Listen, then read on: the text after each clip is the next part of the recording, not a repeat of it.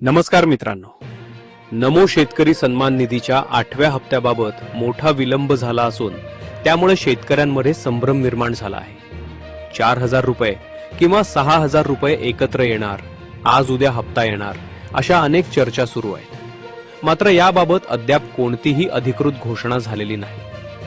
ज्या शेतकऱ्यांची farmer ID generate झाली आहे अशाच शेतकऱ्यांना पीएम किसानचा हप्ता वितरित करण्यात आला होता आणि हाच निकष नमो शेतकरी सन्मान निधी योजनेसाठीही लागू केला जाणार आहे. या 8व्या हप्त्यासाठी लागणारा निधी राज्य शासनाकडून निधी मंजूर झाल्याची माहिती आहे. याच संदर्भात 28 जानेवारीला GR येऊ शकतो अशी अपडेट समोर येत असून जर हा GR जाहीर झाला तर 3 ते 4 फेब्रुवारी पर्यंत नमो शेतकरी सन्मान निधीचा 8वा हप्ता शेतकऱ्यांच्या खात्यात जमा होण्यास सुरुवात होऊ शकते.